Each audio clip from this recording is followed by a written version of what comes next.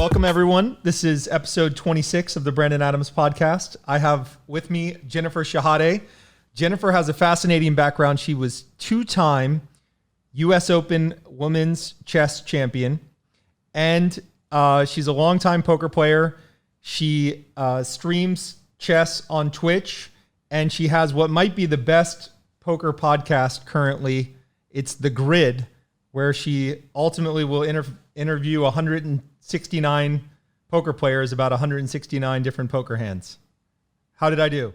Oh, that's amazing. Thank you so much for the introduction. Yeah, I'm really excited to be on your show. And, at some point I'm going to definitely have to ask you which candidates you are going to consider for helping me click off one of those grid cells.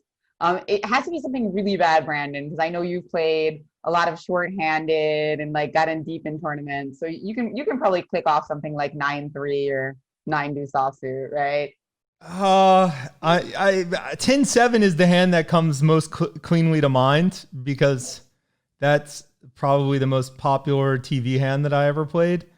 So I would go with 10-7 off the bat, but I'm sure I could come up with a bunch of others. Awesome. Yeah, I'll have to look that up.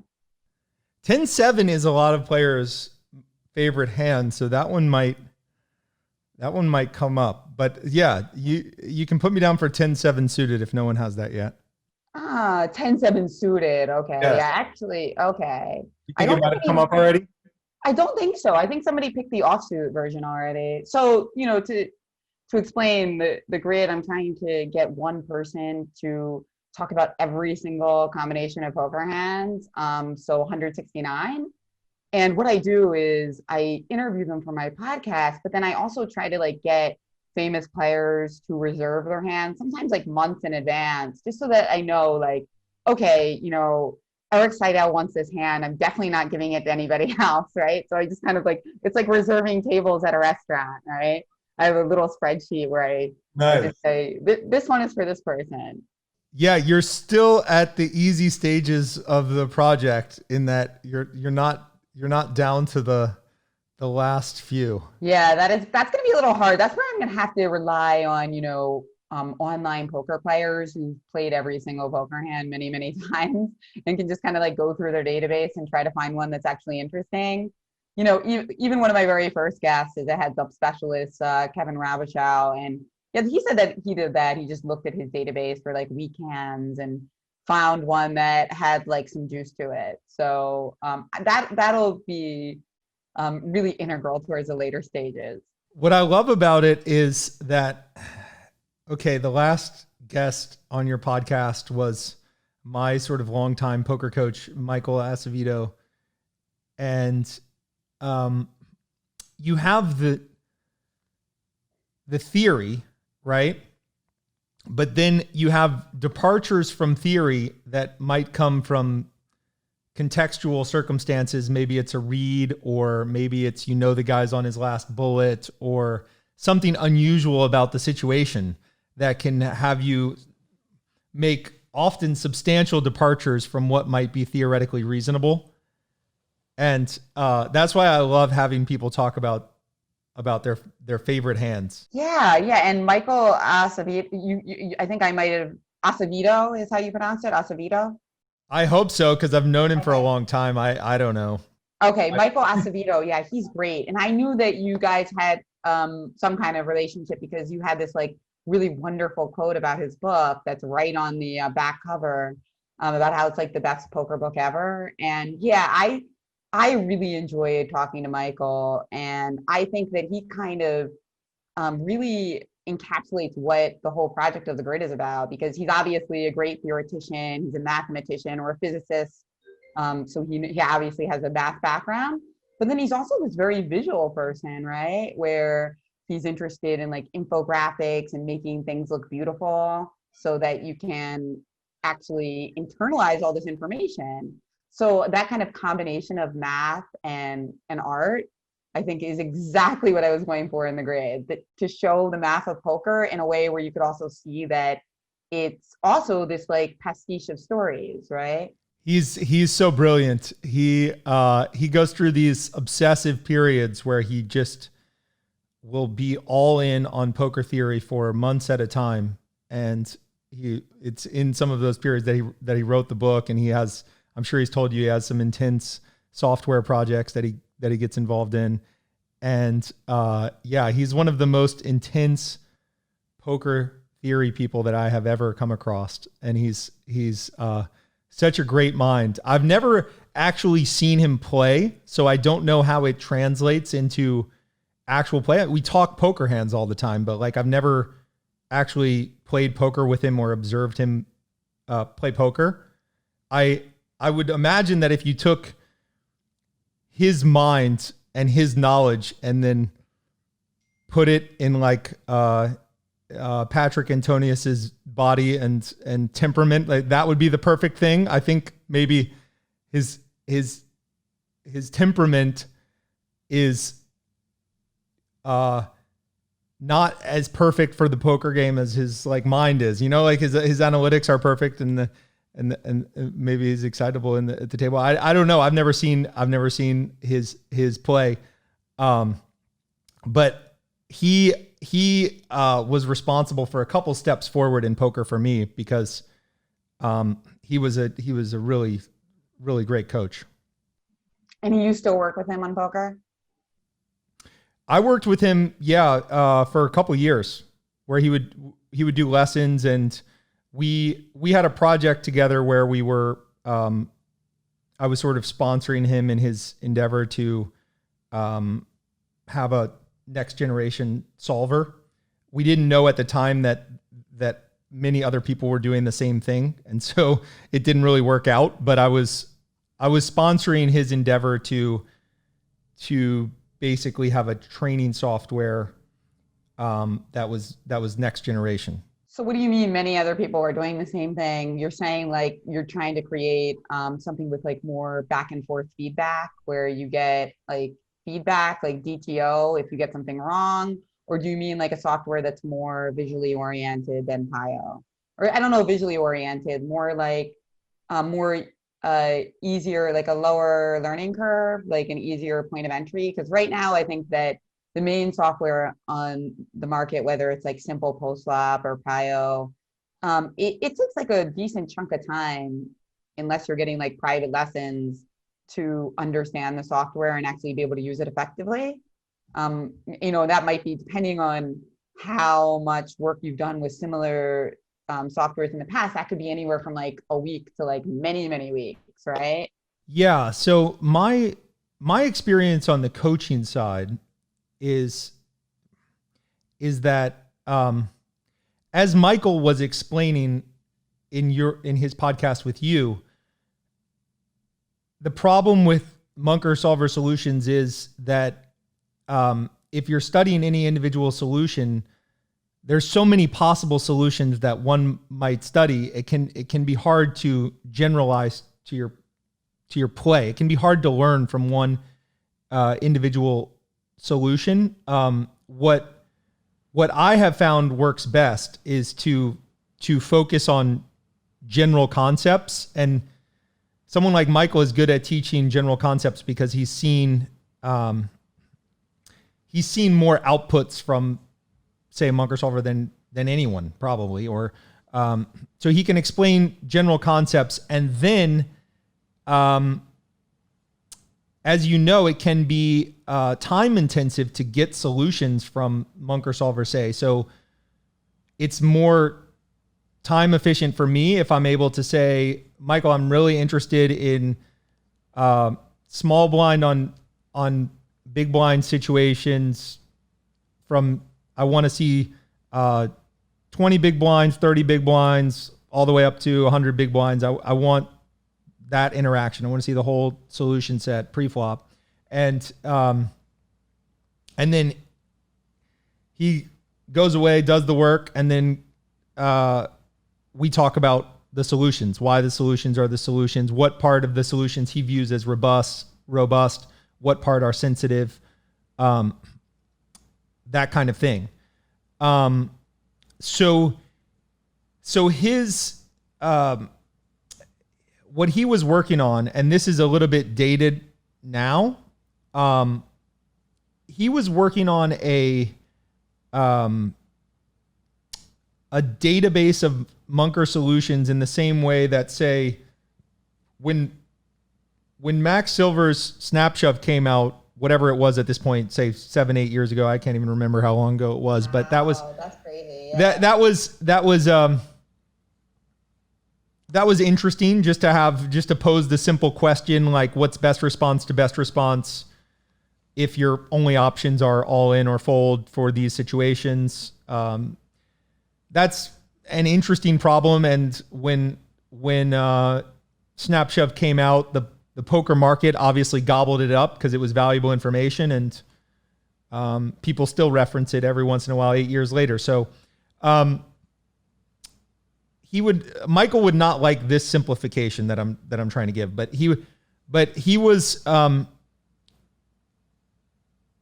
wanted a training software that would allow you to consult a compendium of Munker solver solutions that had already been done. So if you had a question like, okay, I'm playing 6 max, big ante poker, ante equal to the big blinds, and everyone's 100 big blinds deep. I want to know exactly what the ranges should look like. I'm particularly interested in, say, button, small blind, big blind interaction. Like, you don't have to go to Munker Solver and do that work and get it. Like, you just have to plug that in, and then the solutions come up. Or you're interested in, or you change the ante around and or change the starting stacks instead of the Snap Shove. Okay, your only solutions are all in or fold. Now you have a generalized solution from Munker Solver. Here's your 4-bet and call range. Here's your flat range, whatever. He's giving you everything. That was what he was doing pre-flop. And then he had visions for what it would look like post-flop, as he had a post-flop engine as well. And with the post-flop stuff, the idea was that you could characterize certain board types and then have solutions, see Munker solutions for certain board types. It's roughly similar to what Galfon did with his recent vision trainer on Run It Once for Omaha, but the vision was to do something that looks like that for Holdem. Oh, great. Well, yeah, it sounds like, I mean, it's just crazy the amount of acceleration there's been in interest in game theory and these types of training tools. I think that actually when I came up with the idea for the grid, which was like, the grid has been around since May of last year, and I came up with the idea a little bit before that. So a year and a half ago, it was already really different. Like, I think the last year and a half has changed things a lot. I still feel like there was a lot of resistance, like people who weren't really interested in studying solvers because they thought that they were like boring and hard, and that they would also sway people in the wrong direction to be too robotic. I think that rhetoric was still really popular, like even 2 years ago. And even though like there's absolutely like some slivers in truth in that, to me, it's amazing how quickly like we've moved on from that. And people who say things like that now kind of like qualify it a lot more because they understand that it's like, it's the future of like studying poker. But yeah, it definitely, I think it has something to do with the pandemic too, because people who are just too busy to like sit down and hire a coach and learn, game theory. I think in the last 6 months, people who fit that category have actually been like, okay, if I'm not going to download Pio now and use it, it's like, if you're not going to use this time to read proofs, you're probably never going to, right? Because this is an unprecedented time of like huge blocks of introvert time that we have, right, in the pandemic for most people. So that I think has kind of accelerated the speed towards like consensus that using solvers is like the way to get better at poker, even if you want to play exploitatively, which is like really different than it was 2 years ago. And I am not a chess player. I went through really just one phase in my life when I was into chess, which is I did the summer program for high school students at Harvard, and like all the kids in the dorm were really into it. And I got into it for the summer, and then I was into it for like 2 years after that, and then kind of gave it up. But I see some parallels in that with chess, and I'm going to butcher this, so you let me know where I go wrong. But with chess, you had the kind of defining moment with Deep Blue, and then you had the ongoing realization that computers were just going to be better than humans, and then you had an evolution where the humans then started learning from the chess engines because they realized that the chess engines were better, and so you could see how they would play in certain spots and then try to learn from that. With poker, it's kind of similar in that in poker, people have slowly realized that the computers can play better, and now the humans try to learn from computers in different spots. And the challenge is that the computer cannot tell you why the solution is the solution. You have to try to guess based on knowledge of game theory and general themes. And not yet. That's the next step, when they can like speak to us about why certain things are true. And as for chess, yeah, I feel like you hit it pretty well, that like Deep Blue was this like monumental thing in chess history, and it obviously made all the front page stories. But actually, there's a new chapter, which, as somebody who loves games and math, but also loves, art and creativity, I find actually to be incredibly significant. And I think the culture is sleeping on it a little bit. I think it's even more significant than people give it credit for. DeepMind recently did some work with former world champion Vladimir Kramnik. DeepMind is the company that created like AlphaZero and then also AlphaGo, that great documentary that showed the AI that became like the best Go player in the world about 10 or 15 years earlier than people thought AI would beat the best Go player. If you haven't seen it, oh my God, it's so I saw it. Yeah, it was great. Yeah, great movie if any of your listeners haven't seen it.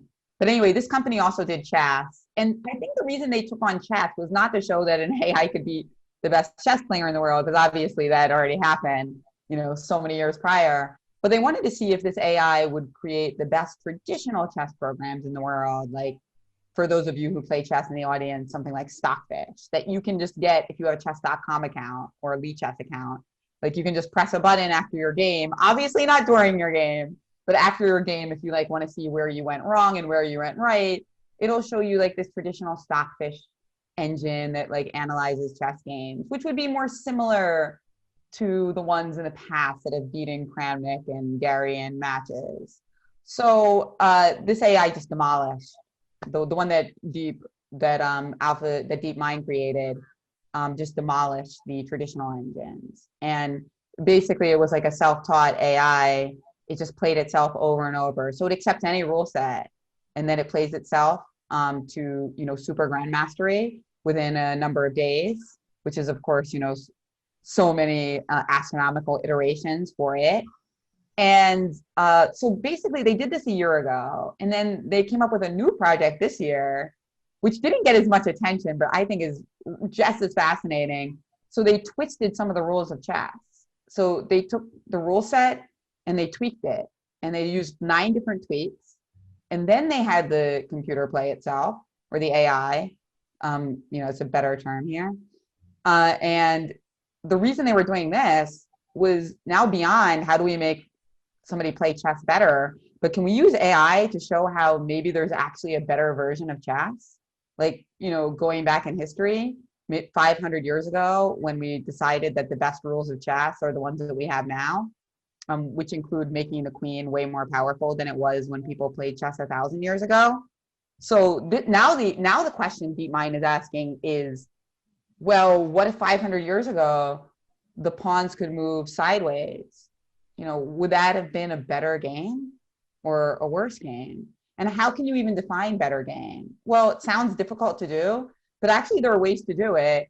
They define like a good game as one that has like a lot of possible options early in the game that aren't horrible, a decent win rate, meaning that it's not all going to be draws, right? So there's different ways that you can determine whether a game is good, right? And kind of predict whether people are going to play it a lot. But I thought that this had fascinating poker applications too. That like if you go beyond seeing AI as something that can make you play better poker and potentially suggest ways to make poker better, that's like a real like mind shift, right? Like you're now thinking completely differently about how to use this. Yeah, and in particular because poker tournaments are so popular. Yeah. Poker tournaments are a strange translation of actual poker. And fortunately for No Limit Hold'em, the translation is somewhat reasonable between, say, normal cash game poker and tournament poker. As we all know, it's a little unfortunate that tournament poker does devolve into like all in and call at the end, and the what should be the most exciting phase, it's all in and call and that sort of thing. That's kind of unfortunate, but it does translate reasonably well to the tournament format. Whereas a game like, I don't know, Omaha with no ante translates very poorly to tournaments, I would say.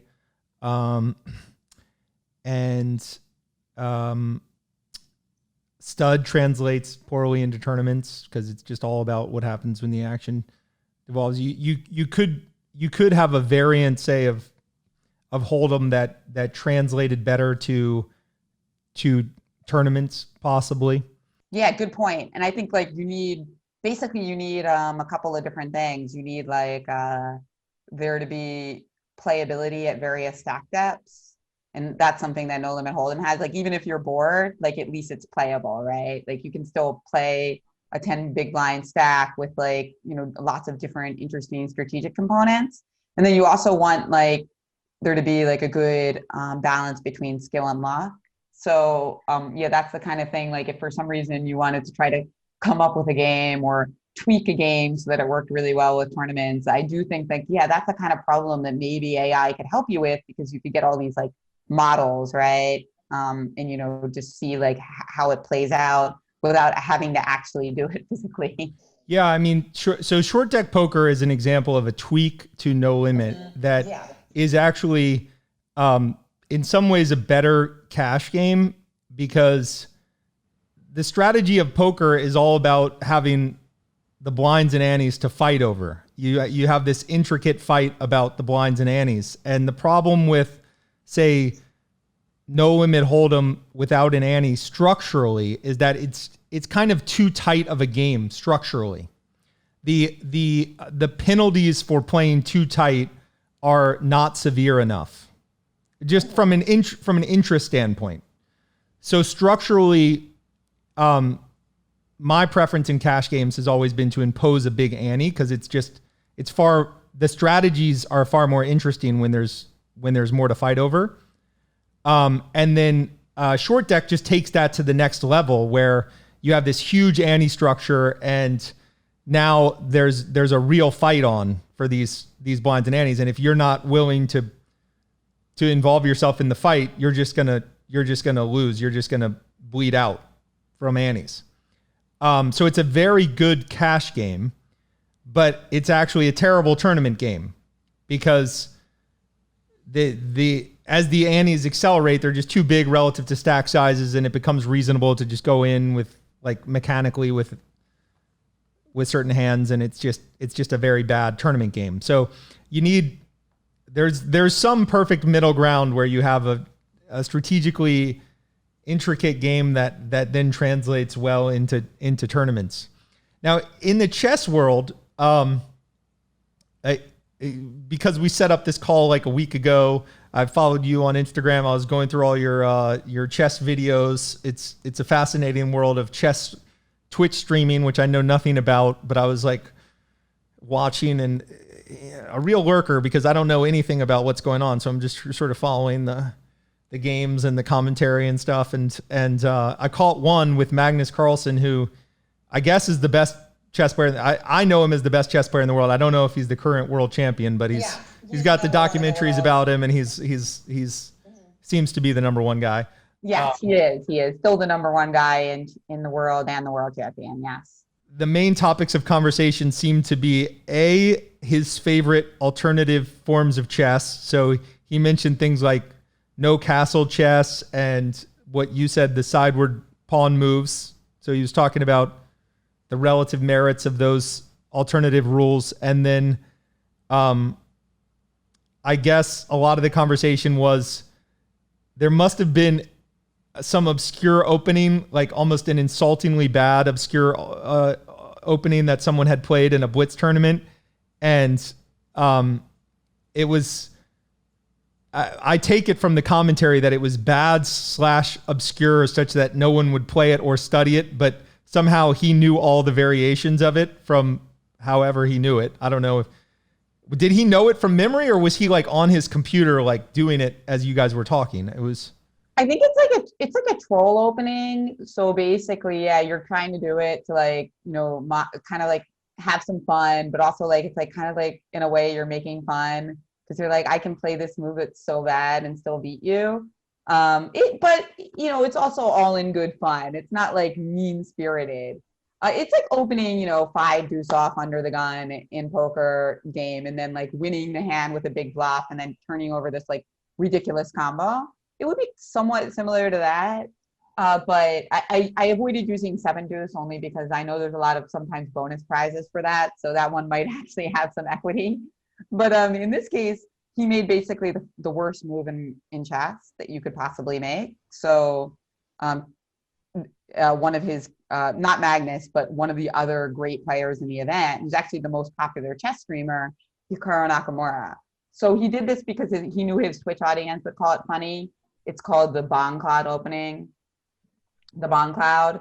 So, his Twitch audience is mostly like, very, very young, and they just think it's like the most hilarious thing ever for him to play like this move. And at this point in the tournament, he'd already clinched third. So no matter how well he did, Nakamura, he wasn't going to get first. And no matter how badly he did, he wasn't going to drop to fourth. So it was like a cool time to just like have some fun. But yes, then when we asked Magnus about it, it was hilarious because Magnus just knew all the variations, and he was like, yeah, this is the real best way to play the Bong Cloud. And it was so funny. And I guess in a way it just shows that a world champion knows even the most ridiculous things, because that's how much chess he studied. And if he gets into a situation where he wants to make fun of his opponent and play this move, guess what? As soon as he makes that move, he's going to try to crush you. And I think that's where you can kind of see the parallel with poker. So if somebody opens with like the 6 deuce off or the 3 deuce off or the 7 deuce off in a game where there's no bonus, yes, they've opened this ridiculous hand, fine. But as soon as that moment is over, they're going to try their very best to play well, right? So it's just this like initial like trip or handicap. And after that, they're all after you. And that was just really amusing to see Magnus like exhibit that. So he's basically going through all those variations in his head, because it's a little confusing when you're watching the Twitch, because there is that chessboard and it's like a graphic where you're showing visually what he's saying.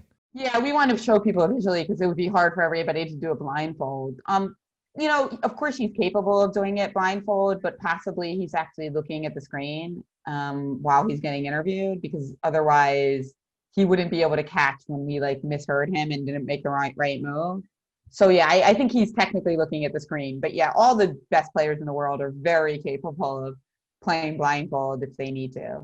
Well, I guess the part that wasn't clear to the viewer is because he's also looking at a computer, you don't know whether he's like reading the solutions, but it seems like you're saying that it's all in his head. Yeah, definitely. 100%. He's not pulling out his chess-based files to show us the bomb cloud theory.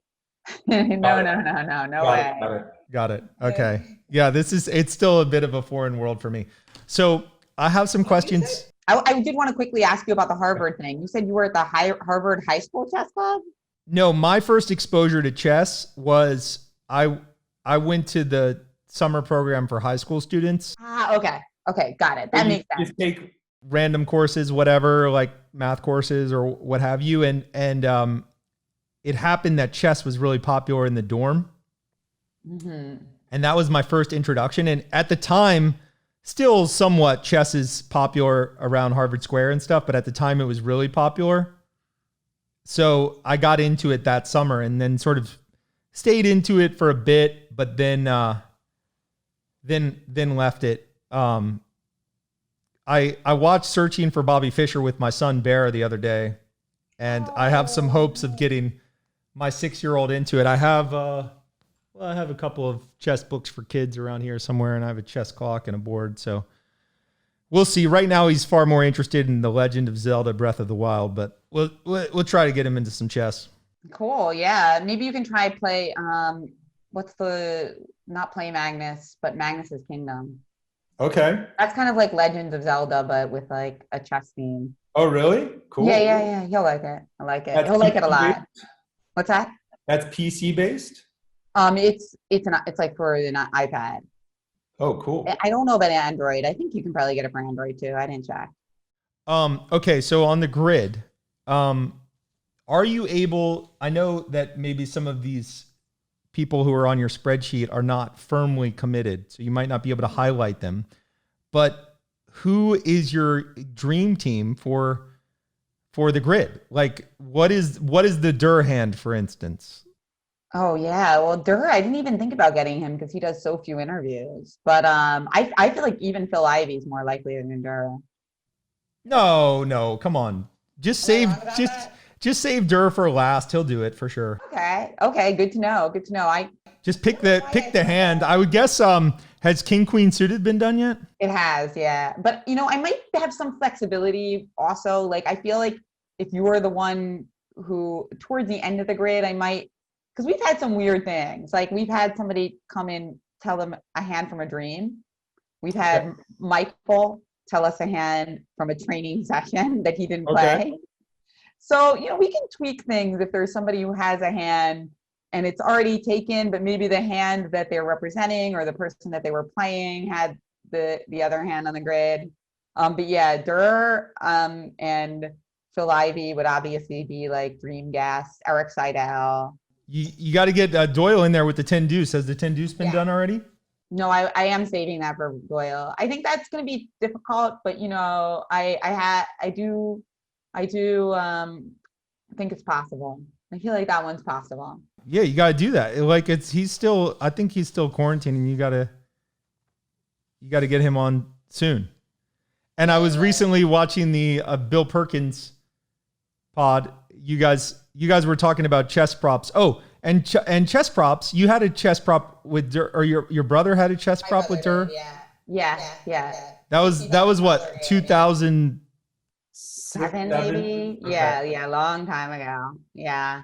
And they played a $50,000 game with like rook odds for Greg, and he won. So that was a pretty famous chess game. And then, I talked to Bill Perkins on our pod a little bit about, of course, his book, Die with Zero, and also about all of his different, poker activities and how he's now obsessed with chess. And you guys talked about a prop where he was going to have Magnus Carlsen play Bilzerian, and it was 10 minutes to 30 seconds or something. Yeah, exactly. You found that one pretty laughable, but it is amazing how quickly people can play chess. Like it's astonishing. So it could really, like, Magnus could play a game in 10 seconds, because you seem to laugh off the idea of 30 seconds. You were like, well, that's not going to be much of a game. That's like a drawing dead situation. But with say 10 seconds, you're getting down to as fast as humanly possible, right? Like, Yeah, 10 seconds would be close. That I feel like because but listen, it's a prop bet, right? Like if you have a prop bet, you want it to be like, 50-50 chance that either side will win. Obviously, if you're sharp, you go on one side or the other, right? Like maybe 55. You don't want it to be 90-10. That's not much of a bet. Well, if you're betting on if you're the star player, I guess you want it to be that way. But I feel like 10 seconds might be tough live. That's the thing. There's a big difference between playing live and online because you can make more moves. You can do what we call a pre-move online. I feel like 12 seconds would be like the right number. and that 12 seconds to is five the minutes. standard that when you say a 12-second game, is the standard that you have a total of 12 seconds or you get like an extra second every time you move or something? Oh no. Then you can then he'd win with 1 second, obviously. Okay. No, it's like 12-second period. But you can make more than one move per second. So think about it this way. It's more like you're betting that you can win in like 25 moves. The 30-second, it doesn't seem like it would be close, and you would say that would not be close with Magnus versus any, like, let's say, strong recreational player. Exactly, because then you're talking about like 60 moves. Like you don't think Magnus Carlsen can beat you in 60 moves? Like even a like some like not professional, but even like some expert level players could lose. That's 60 moves, and his instincts are going to be really strong, right? So he doesn't need to think. Like why would he need to think? He's going to play 60 moves against you, and if he can mate you, or maybe he can make like 40 or 50, because some of them might be like long moves, like moving the queen from one side of the board to the other. That might be hard to do in half a second. So, say he plays like 50 moves, you're basically betting like, can he beat me in 50 moves, or can I kind of like stretch the game out so that it doesn't happen? And that's basically what you're betting on. Then it seems a lot more reasonable. You can understand like, okay, like he's not thinking, he's using his world championship chess instincts to just play the first thing on his mind. And that's going to be good enough. So who have you interviewed on the grid that shares the background with you that they came from chess into poker? Now I listened to Mike the Hat. Oh yeah. And yeah. I love that one. And I think Bill Chen had some chess background, right? Did Bill have some chess background? Yeah, Bill Chen Bill is a little different because he got more into chess recently. So I was coaching him for a little bit. And that was maybe like 7 years ago that he came to me for chess lessons, and he went from, maybe I can't remember how low he was when he started, maybe 1700. He went from like a good amateur player to an expert, which is like a candidate master. So he clearly played a little bit when he was young, but not much. And then I also had Dan Smith on the podcast, and Dan played a lot when he was a kid and reached almost a level of master, but then started playing poker. So he never really got to the 2200 official level, although in Blitz, he's pretty good. So in Blitz, he's probably at that level. So yeah, those guys. And then Peter Fiddler, who's one of the best chess players in the world, and certainly one of the most beloved. Peter Fiddler is this incredible commentator who's, from Russia, from St. Petersburg, but his English is like better than most Americans because he reads voraciously, and he also loves to play poker, and particularly PLO. So yeah, that was also a really fun chess related episode, and it makes sense that I have a lot of chess players on the podcast, not only because it's my world, chess as well as poker, but also because in a way it's a chess inspired podcast, right? It's a grid of 13 by 13 of all possible poker hands. And in chess, we've been studying on that flattened grid on our computers for like many more years than you poker players have, right? So it's fun to see that come full square. Those guys are the main ones that are chess to poker transitions, with Bill being not so much the chess guy. Yeah, well, Bill is just, all around genius, I think. I mean, he's also taken up Go and gotten really good at it. He's also really good at bridge. Like, I think he's very exceptional in that he's in grown up. I use the word grown up now that I have a 3-year-old. It's like adult just seems so clinical now. But anyway, I think that Bill's mind is very special. He's got this mind which is really good at imagination and imagery and visualization, and that equips him to get good at games, even though he's much, much older than the level you would usually need to be at to get mastery of games. So normally in order to be like a 2200 level chess player, and he hasn't reached that level, but he was close. So if he put his mind to it, he certainly would. Um, you would normally need to start much, much younger. Whereas Bill's 50 and he's able to do this. So I think that's inspiring. Although not everybody has that kind of mind, but it shows that if you approach it in the right way, you can achieve greatness in fields even when you're a lot older than people would think you can. And Bill, as you know, he advanced poker by many, many years when they published the Mathematics of Poker, because that was such a seminal work. I mean, that like advanced the game by leaps. Absolutely. I mean, it's incredible, the math of poker and just the way mathematicians' minds work, that he's not like particularly great at arithmetic, like that's not his specialty. Like if he's like trying to like add up, because I was very good friends with Bill a few years ago when we would like go to the World Series of Poker together or work on open face Chinese and chess, of course.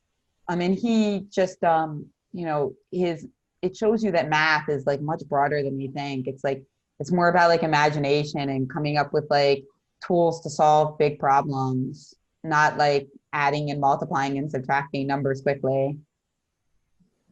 When was your podcast with Bill?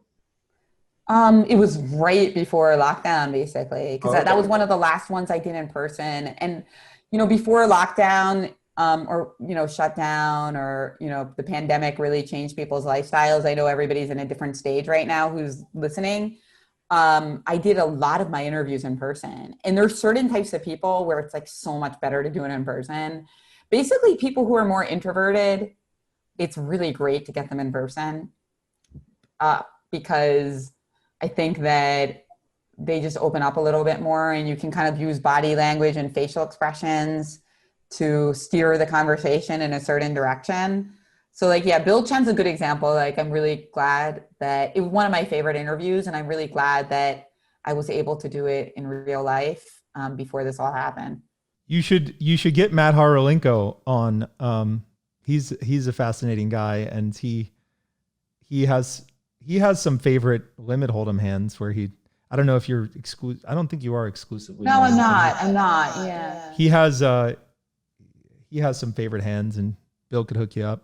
Yeah. No, I do know Matt as well. He's great. And he actually helped me with that episode, because that's the funny thing. That's what I mean about Bill. Like, yeah, he's this genius, but it's like, he's really good at some mental skills and then some he's not good at. And I think that's really important, because, confidence is really important, not just for kids, but also for grownups. And, we're not all good at every type of mental skill. Like, so that's okay. That doesn't mean you're dumb or not capable. And like, for instance, Bill's memory is not good. And so he didn't remember what he had in the hand I wanted to interview him about against Phil Ivey. And like, he just had no idea. I was like, what do you think you had? Like, I don't know. Like, maybe I had this, maybe I had that. So I asked Matt Horolenko, and he not only remembered what Bill had, he knew what Phil Ivey had, because apparently he had a conversation with Phil about it. So I just think that's funny that it's like the hand is like 10 years later and the person playing it can't remember, but you go to somebody else. And somebody else told me that same thing, Dan Smith. He was like, yeah, there's a hand from like 10 years ago that I might want to bring on, but I can't remember what I had, but I can ask my friend and he'll know for sure, because I told him the hand history. Can you guess who it is? He told his friend from 10 years ago, and he would know who it is.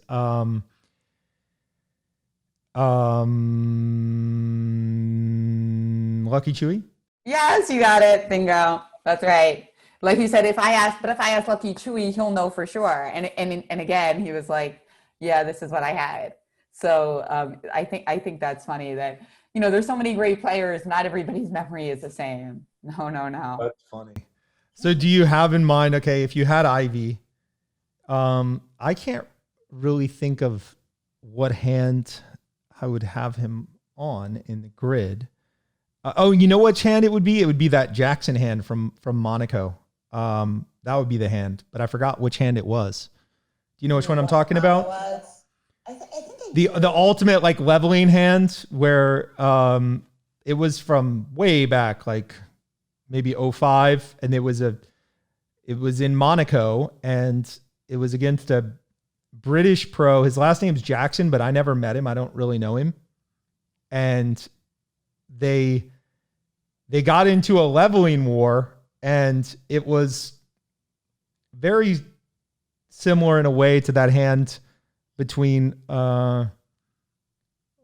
with Aussie Matt, where they got into the leveling situation with Roble, and Roble just said, "F it, I'm all in." Like that, like where it's just it's a most insane leveling situation, and it was a particularly funny one because I don't think your poker experience overlapped with the height of 2+2, but back in the mid 2000s, 2+2 was the place. Everyone loved the 2+2 forums, right? And you'd have these sort of star posters that would have that would post a lot of hands and comment on everyone else's hands, and it was a fun time in poker, right? And one of the guys that was a star poster was this guy Yeti, and he had the Yeti Theorem, which was that a 3-bet on a paired board flop was always a bluff. And he would post all these, like, this was back before game theory had fully infiltrated the game. So it was just like a lot of online poker was leveling wars, and people would try to think through different things and learn about poker through these discussions on 2+2. And so the Yeti Theorem was a 3-bet on a paired board was always on the flop was always a bluff. And so then it was like, okay, like if we believe you on this, if this is empirically true, like what's the best line as a counter? Do you just float or go all in or whatever? So it was very funny because this Ivey hand, where Ivey clearly wasn't spending any time on the 2+2 forum, but it was the Yeti Theorem in action where this guy Jackson went for the 3-bet on the flop, and Ivey just read-based whatever, didn't believe him. And I think it didn't end there. I don't remember the particulars of how exactly. I think it was like Ivey 5-bet him on the flop or something ridiculous. That's the hand. So I would try to find that hand. Yes, and I do remember watching the hand, and I just see now. I just looked it up, and it's Queen 8 suited. So okay, yeah, has that been taken? No, it hasn't. It hasn't. Okay. I did know about another hand that I was thinking of using for it because well, I've already had Nick Schulman on the grid, but I'm thinking about having a couple of repeat casts. And there was a hand that he played in the Foxhooks WPT, but I think, if I can get in touch with Phil. Oh, where he bluffed on the turn, where he went all in on the turn. Yeah, I think that's the one. It was a semi bluff on the turn, right?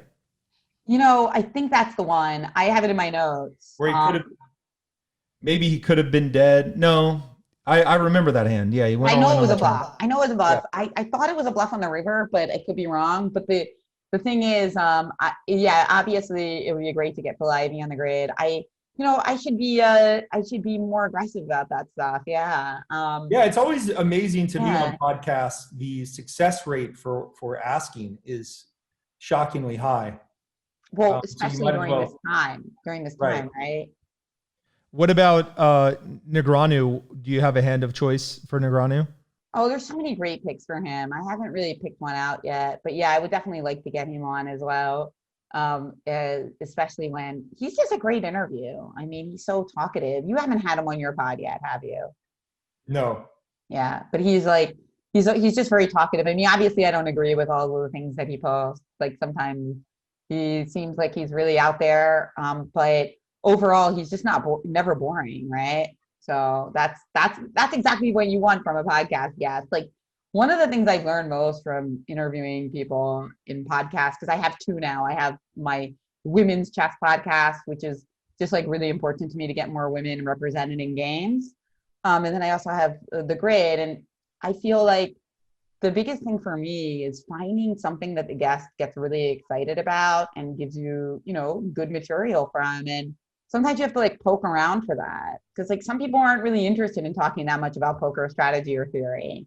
So then if that happens, I try to move on from the hand within like 5 or 10 minutes and find something else that'll like light them up. And then some people, it's like all we do is talk about the hand, like Joe McKean, like, or Sam Greenwood, like, you know, the people who are super, super passionate about the poker and the theory, like I go in that direction.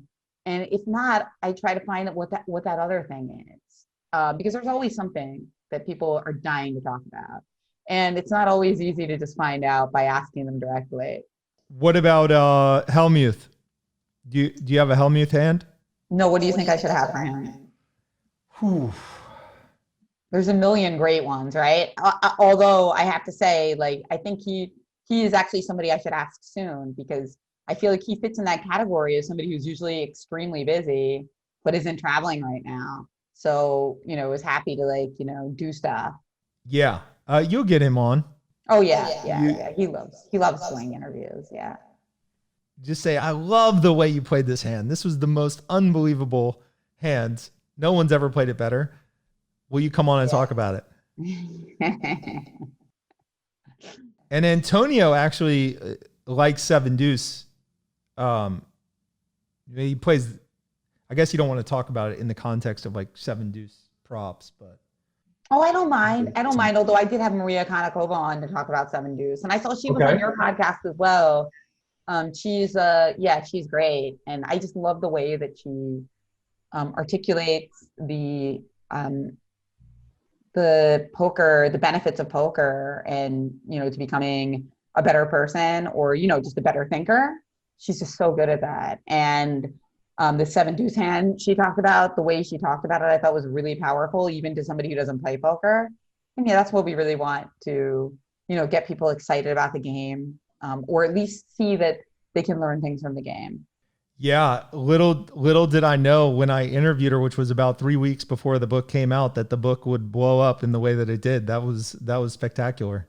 Oh, you know, I heard your interview. I didn't realize it was right before the book came out. Well, it was actually, I think we did it a full month or even like 6 weeks before the book came out, and then they had a PR schedule, so we held it. I held it. Oh, right. Cool. That makes sense. So that people could actually buy it. Yeah. Mm-hmm. Yeah, she's really good with interviews, and that she's always coming up with like different things to say in all the different interviews, despite doing so many of them.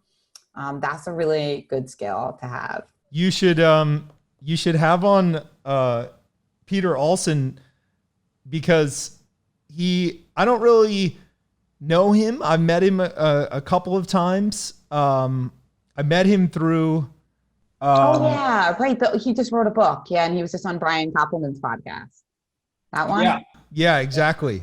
I met him because I'm good friends with the writer Michael Lewis's editor, who's good friends with him, and I met him a couple of times with her, and he's great. Like, I was a big fan of him before I met him because I thought that Confessions of an Ivy League Bookie was a great book, and I also thought his book on Stu Unger was amazing.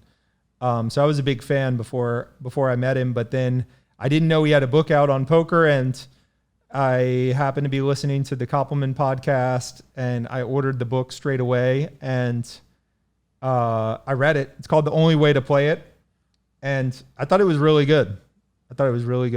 So I read almost every poker related book. I just like to gobble them up because I feel like poker is like not as, so I'm going to definitely get it after this interview. I just feel like poker, I've always loved books. I study literature at NYU. I don't read as much as I'd like to now because, you know, I'm online all the time, but I just feel that in chess and literature, there's been so many years of exploration and so many beautiful books. And poker, I always feel like there's not quite as many as I'd like. So it's always nice to read the ones that are out there. Because I guess in poker, like there's other forms that are easier for delivering content, like video or podcast or forums. You know, there's all these different like ways that are also easier to monetize because of information is so valuable. You know, you don't like give books away for $100, right? I mean, you don't charge $100 for a book. So usually like a lot of poker information is gravitated in those directions. And I I know that a lot of these books we're talking about, like Maria's and the one you just mentioned, what is it called again? The Only Way to Play It.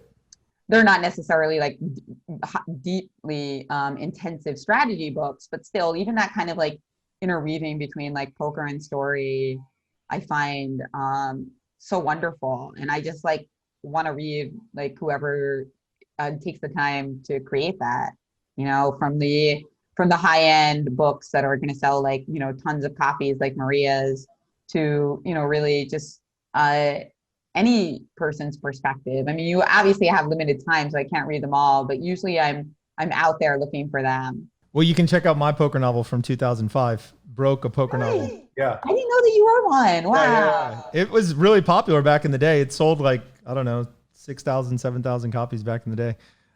It was fun. I wrote it like quickly in a few months, but I had a good time with it.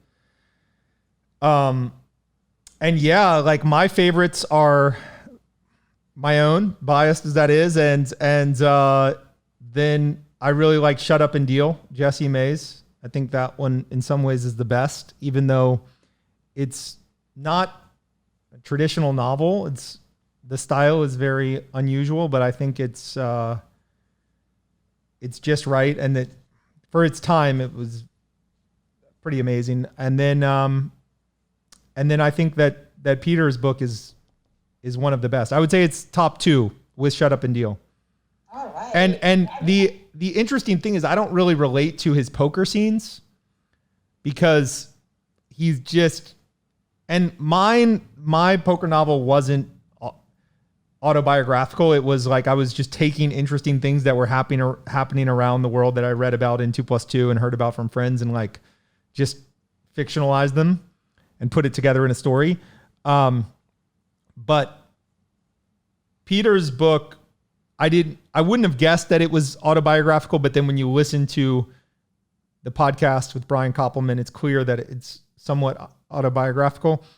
And I think the way that he writes about poker hands is a bit foreign to me because it's a bit emotion laden, whereas that's just not the way that I've ever interacted with poker. Read it now. I love that emotion and gameplay intersecting. I'm really excited to read it. I also like Victoria Corin's book, which the name is escaping me at the moment, but she is obviously great and has had like a fascinating life. So I will read that one. Now that's nonfiction? It is nonfiction. It's been a while. You know, it was back when she played poker more regularly. Mm-hmm. But yeah, she's a great writer. So what I think is great about Peter's book is that he like absolutely nails 2 things. One is the difficulty of relationships and poker. Like he covers that territory better than anyone ever. I think that his writing about relationships, it generalizes beyond his particular situation, because I've been around poker for a long time and I recognize at this point that there is a poker personality, even though poker has sort of changed forms from the more gunslinging environment of the early mid 2000s to now the more nerdy game theoretic, analytical, study at the computer approach. It doesn't matter. It's still the same personality that's involved. And the great thing about the poker literature, including the nonfiction books, is that the best of these, like Alvarez's book and Tony Holden's Big Deal, like they really nail this character, right? And there's an amazing scene in Anthony Holden's Big Deal where it's an early chapter where he's explaining his home game. Okay. And basically the book is he has success in his home game and he decides he's going to go out on the poker tour and like be a professional and write about it.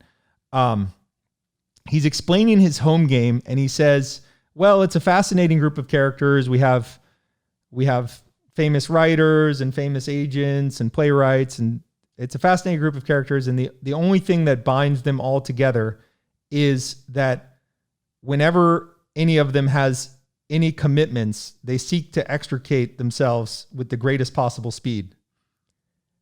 And I mean, it's devastating, but it's true about the poker personality. And so Peter, he describes the relationship tensions for this poker personality in a way that I haven't seen done before, but it's perfectly accurate. He also explains the environment of, say, 2010, 2011 poker in a very, very accurate way. And in particular, he's describing New York poker in 2010, 2011. And what's fascinating about his book is that it opens up with 10 pages from 2005, where it's the poker boom era. And he's accurately describing 2005, but it's basically a carefree time where everything's going well for him, which was true for a decent bit of the poker community. And then he fast forwards to 2010, and the rest of the book is 2010, 2011. And he describes that sort of dark cultural era and the poker environment that existed in that dark era absolutely perfectly. That sounds amazing. I'm going to definitely check it out. You know, it's funny when people talk nostalgically about the poker boom, because it's funny, my experience was so different.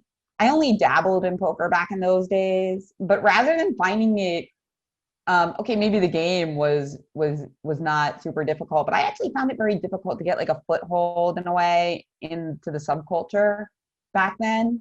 I think that, you know, now it's like easier in some ways it would be easier for some ways for somebody like me to fit in.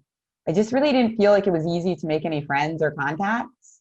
Not having, well, first of all, I didn't really have a lot of money, and I didn't also like kind of jive with that like LA type of atmosphere where it was like about how you look and who you know.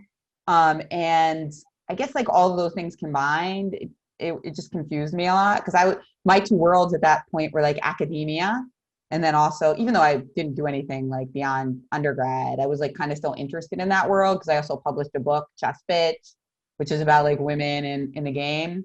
And then obviously the chess world, which was very like meritocracy, like how good are you at chess? Whereas like poker is this world where, especially back then, it was a lot about like how much money you had and where you were from and stuff. And I feel like now it's kind of shifted a little bit, that it is a little bit more chess-like. Obviously, there's some superficial elements to it, but people are also interested in how well you think and like where your game is. So there are some benefits to like poker culture now, and I think it could be going in a really interesting direction. But yeah, I'm so interested in like reading his book. And I also wanted to say about like these popular poker books and like economics, because I know like that's your background as well, that you're in that as well. I don't have a finance background, but obviously being in poker, I've learned some things over the years, and you know, made a lot of parallels and analogies about like risk aversion in women, and also about like some of the things you learn from poker. And some of them are not that obvious, I think, actually. Like I've given presentations before where I've talked about like non-obvious connections between, you know, poker and finance, like for instance, or negotiation more specifically, like the fact that in poker sometimes you're playing somebody with inelastic ranges, so you tailor your bet sizes accordingly. And I think that actually has like a lot of applications to real life negotiations, when you like, if you are pretty sure somebody's going to say yes to whatever you say because they really want your services, you know, that could, you know, change your amount, right? And or whether they're just like, they have this binary approach that they're not necessarily going to adjust it. Also this like unit bias in poker, where like if you bet a really specific amount, it can be interpreted really differently. So like that's like a really classic poker tell, right? Where somebody bets like 3,200 into 5K instead of 3K, you know, on level one, that usually means it's very value heavy, right? Because they pick this like very specific number, like they want to figure out how much they can milk you for. But then like the different levels of that, and obviously that's something that comes into pricing theory as well. So yeah, what do you think of all that in terms of like the overlap of poker and economics? Who's doing the best job of showing us all of those applications? I think the master is Aaron Brown, who you should get on your podcast. Okay, Aaron Brown. Okay. Yeah, Aaron wrote The Poker Face of Wall Street back in 2006. And the way that we became acquainted was actually that I read a review of his book in the New York Times and read it and liked it and wrote him. And then he read Broke and liked it.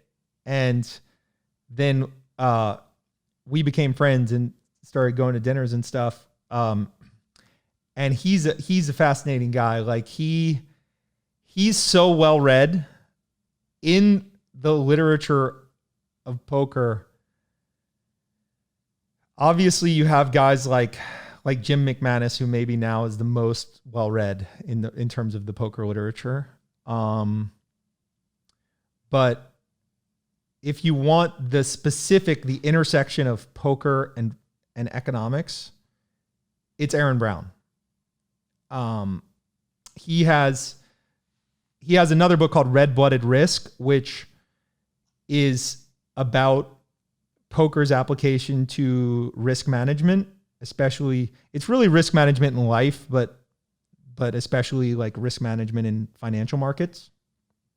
And he's basically very well equipped to talk about these topics because he did have a period as a professional poker player. He's played poker his whole life. He understands poker very well.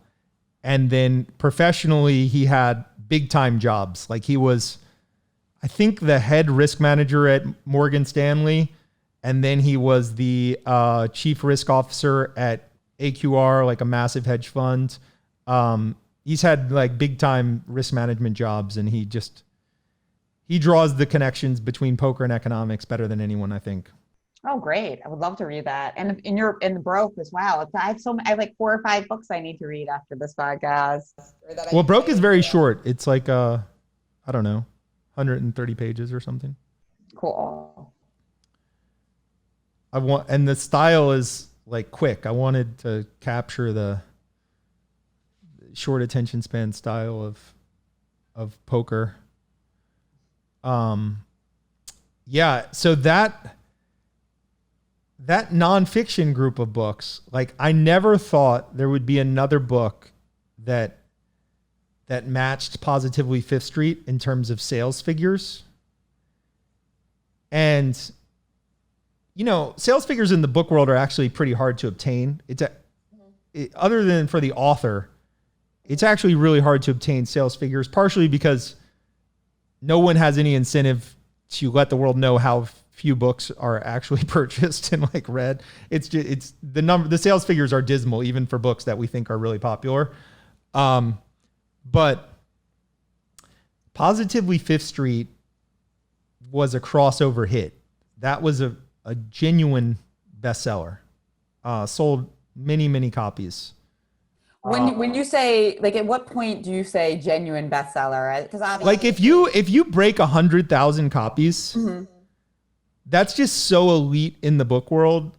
It's like books that get amazing amounts of attention in mainstream media, reviewed by the New York Times, like 100+ Amazon reviews, just all over the radar of people you follow on Twitter and stuff like that. Like there are a lot of books that are in that category and sell 20,000, 30,000 copies. Just to cross 100,000 copies it's massive in the book world. It's very rare. And that's when the author is starting to get money beyond their royalties. So that's also important, I think. Yeah.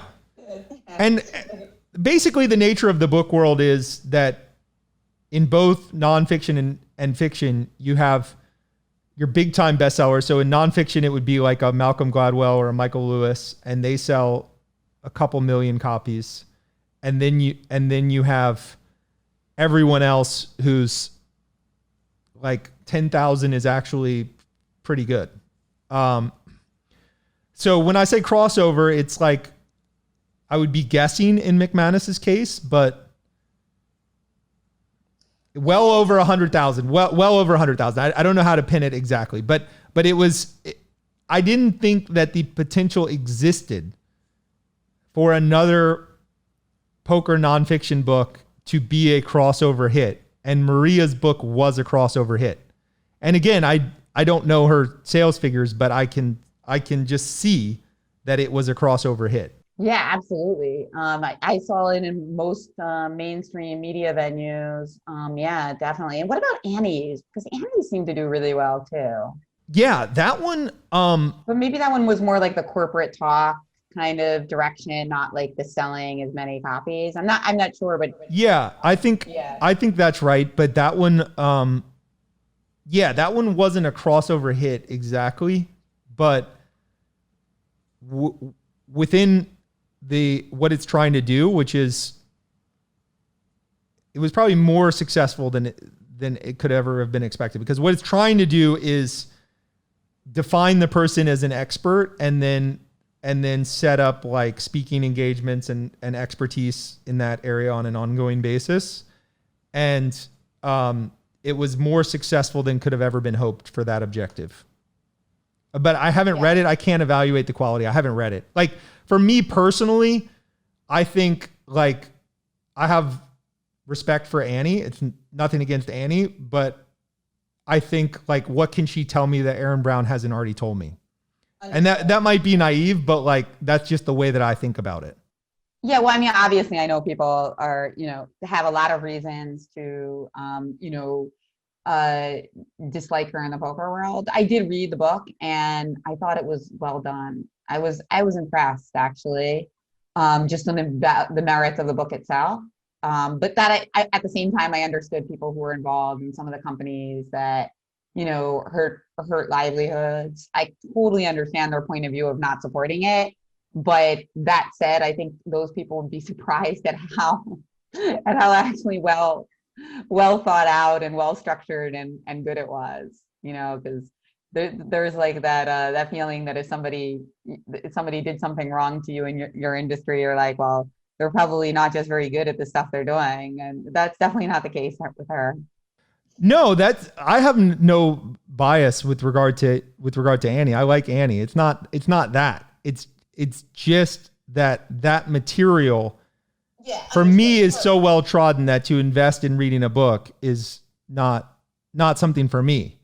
And absolutely. I totally understand it. It's like anything, this is more geared towards people who haven't thought deeply about poker and economics, right? Not about somebody who already has, mastered those areas in their life. I still sometimes like reading books like that, like in chess. I'm trying to think of the best like mainstream chess books besides obviously Searching for Bobby Fischer. Well, since I did just watch Searching for Bobby Fischer with my son Bear, it was funny because the main character teaching wise in that book is Bruce Pandolfini, who at the time that I was learning chess, if you went into a Barnes and Noble, it would be Bruce Pandolfini's books. Like Bruce Pandolfini teaches chess tactics, and it would be his books that were popular for the beginning beginning chess player. Yes. I remember that as well. I remember that phase, like opening traps and zaps. But yeah, mainstream chess books, Searching for Bobby Fischer is fantastic. There's a King's Gambit by an old friend of mine, Paul Hoffman, who now is like the director of the Liberty Science Center. That's really good. I mean, I'm in it, so I'm a little biased. And there's a lot of Bobby Fischer books, and I imagine there will be more now that, chess is experiencing such a resurgence. So that's true that chess is experiencing a resurgence. And is it because of the Twitch world? Yeah, it's the Twitch world. People are just getting like really major sponsorships, for, playing chess online. Some of them are like, it seems like it's very interesting model. Like I don't know a lot about it because I'm not like an agent or a manager, and I stream like more recreationally. I don't stream like, on a extremely regular basis. But I think that you see a lot of major esports signing chess players. You also see even big companies like Bounty and Tide sponsoring like single streams. So they'll say like this stream is sponsored by Bounty. And the top chess players are just getting those like huge name companies. Maurice Ashley recently had an ad campaign with Hennessy. Wow. Wouldn't seem to Yeah. be on brand for a chess player, but I guess so. But that said, I think actually the Hennessy thing originated before the chess boom. Although literally chess is booming for a long time. It's just been very gradual. I'd say for like 15 years, it's been like an upward crawl. It's been on the upswing, but there's just been like a really like more accelerated growth in the last 6 months, at least on online chess and Twitch. In chess, one thing that's a theme in the movie, again, the movie is fresh in my mind, Searching for Bobby Fischer. The young Waitskin character is actually, he's being discouraged early on from playing chess. He's taken to a chess tournament and like, look at all these people. They're all like stressed out of their minds. So he's discouraged. And I wonder, you have this, this world where on the one side, it's very intellectually taxing and it's mainly about really deep intellect. And then there's also this stress, like you're playing under the clock all the time. You're playing with people watching you tournaments. It's like, you've got the stress chemicals going. So you've got to like protect your mind in the face of all of this stress. And there's some parallel to poker there because we play this intricate game. Like we have to think deeply about it. And yet, there are stressful situations that come up and you have to maintain the integrity of your thinking process under extreme stress. And then as an aging poker player, I'm 42 this year, you have to like then age through that process, right? Like still be good at making decisions under stress, whatever, 50 years old, stuff like that. Do you see parallels of like the thinking hard, but having to think under extreme stress? Oh God, yeah. I mean, it's harder in chess because there's so much intensity, and it's always your move or about to be your move. But on the other hand, poker is more hours, right? So it's not like chess sessions would be maybe 4 or 5 hours a day. Poker sessions are usually much longer, right? Or at least a little bit longer. If for tournament, they certainly are. Yeah, tournaments are really designed in a way that is really better for people who are well prepared but don't exert a lot of energy over the table and they're very young. So I think there's just like two different types. Like some people like really want to like partially solve things at the table. I think poker is better for people who are like relaxed and just try to execute what they already have, like, what they've already like kind of brought to the table and then, use some like light libraries. I think that's a better way, but like that's not my tendency. My tendency is just like try to take what I know and then like continue to figure things out. And it's actually really difficult. I mean, I get extremely exhausted. You can't possibly do that all day. It's just impossible. So you have to like pick your spots, like when you're going to exert yourself. And, it's hard when you like to think because if you like thinking, you just kind of like can't help yourself. You're like, okay, I'm going to keep thinking about this thing, but then you're burnt out by the end of the day. It's pretty tricky. Yeah, I mean, I can't imagine how exhausting a chess tournament is, but certainly a long poker session or a poker tournament is exhausting. Yeah, I So never thought about it that way. Like that you have to shut your brain off. Like it's like and that's difficult for some people. It's like, here's this really interesting problem, but don't think about it because it's not even your hand. And if you think too much about it, you're going to be exhausted by the end of the day. That's like a very like difficult temptation for people who like to think. yeah. So last question for you, since I've taken almost an hour and a half of your time. So with regard to kids in chess, obviously it's a a great thing for kids in this environment because you do have the screen addiction, the screen temptations that are going to be every future parent's struggle, right? And you have chess, which is really a long attention span activity. I would think that the ideal thing for kids is to get them playing chess in the traditional way, where they're playing long games on a board, not on a screen, and get them with this deep thinking, long attention span activity. What do you think is a good development path for a child in chess? That's a great question because I have a almost 4-year-old right now, so I'm kind of like grappling with that. Most of my students are a little older, so it's like, you know, I run this women's program to help girls in chess, but I think it's really tricky because it's like they learn really quickly on screens, but then there's a problem that it can reinforce bad habits and that it's not always easy to translate to real life. And that they get the impression that chess is like a video game, not a board game. So I'm undecided on that. I think that it depends on the kid, but that yes, absolutely, if you can get them interested in the actual physical chessboard and pieces, you know, that's beautiful. That's what we want because the challenge I think as educators and parents is you know, instilling in people the beauty and the passion of like thinking hard, and everything comes kind of easy when you're doing it on a screen. Like you can, if you don't know how the knight moves, if you put your finger in the knight, it shows you all the squares it moves to. Great.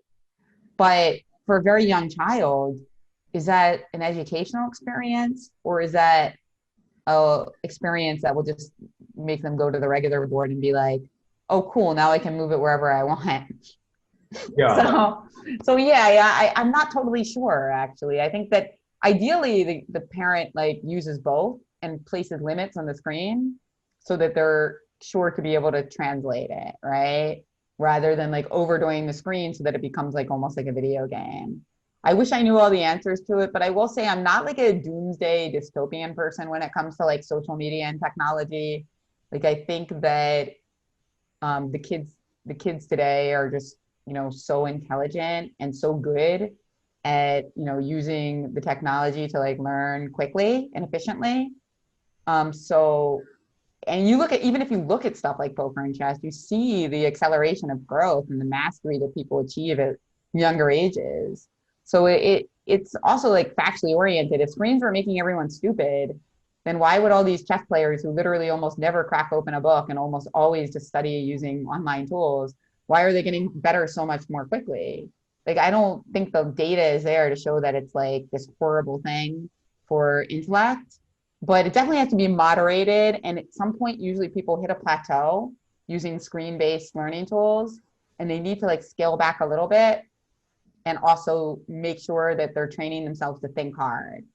So kind of getting the advantages of online learning because it's very efficient and you have the world at your fingertips, but then also making sure you're applying like your actual brain. Now, can you start with blitz chess and then go to long form chess? It would seem like you'd have to start from the long form chess and then go to fast chess. Well, I mean, usually kids, I feel like when they're playing games on the internet with chess, it's usually like, it's especially younger kids, like our kids' ages. I think it's more often that they're not necessarily always playing other people. They're playing like some online app game where they're like testing their puzzles and getting like bonuses when they get things right. So a lot of times at that age, it's like more puzzle oriented. Like, can you play this game? You know, can you play this big dinosaur with like 2 extra rooks? You know, it's like that kind of thing at like the 3 to 7-year-old age range. And then I think they start, you know, maybe signing up to accounts where they play other people. At least that's what like my general sense is. Like, I don't normally like teach kids of that age except for my own son. But it seems that at that age, it's a lot of like learning how things work, not just like playing other people. Well, that's fun that you've already started with him. Yeah. Oh yeah. Yeah. The kids love chess because it's like little toys, right? I think he likes puzzles and games. He does. I do think he enjoys that. But I think it'll, like you said, the challenge will be like, honestly, we were gonna start him on screens at 4 or maybe even 5, but with the pandemic, we bumped it up, because no school, right? Like, we could figure we gotta use every like fun and educational tool at our disposal. Yeah, it is. It is a challenging time, no doubt. Fortunately, Bear is at real school now. So, Oh, that's great. That's great. well, I really enjoyed this. So happy you came on. Yeah, you're welcome. Thank you so much for inviting me. And yeah, I hope we get to meet again soon in an actual poker tournament. Yeah, and I look forward to doing the grid. You just let me know when. I will. I will. Thanks again. All right, I'll chat with you soon.